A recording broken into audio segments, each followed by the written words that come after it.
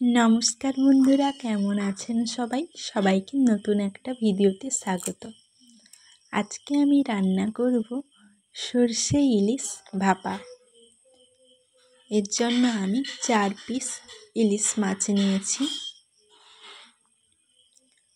इलिश माछगुलोके भालोभाबे नुन हलुद माखिए किछु समयेर जन्य आमी रेखे देब।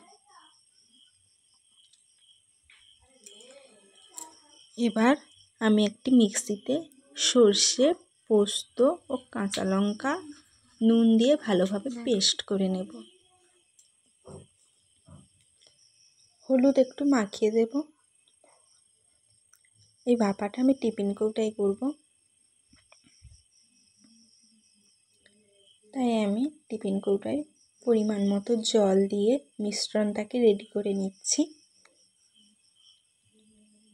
তারপর ওই নুন হলুদ মাখা ইলিশ মাছগুলো ভালোভাবে সাজিয়ে দেব।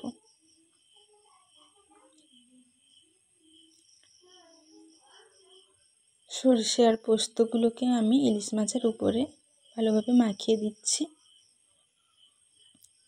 আর উপর থেকে দিয়ে দেব সরষে তেল।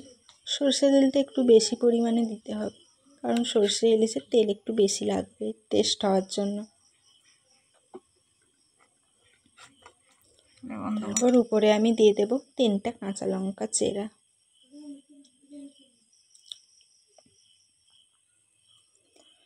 টিফিন কৌটার চাপাটা লাগিয়ে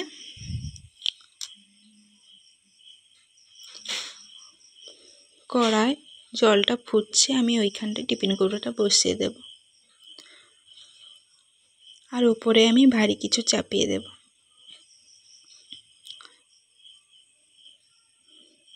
উপরে দিয়ে দেব একটা ঢাকনা।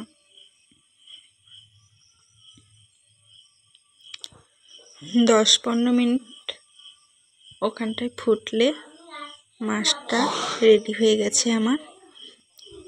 সবাই বলো তো কেমন হয়েছে। ভালো লাগলে সবাই একটা সুন্দর করে লাইক করো, কমেন্ট করো, শেয়ার করো। থ্যাংক ইউ সবাইকে।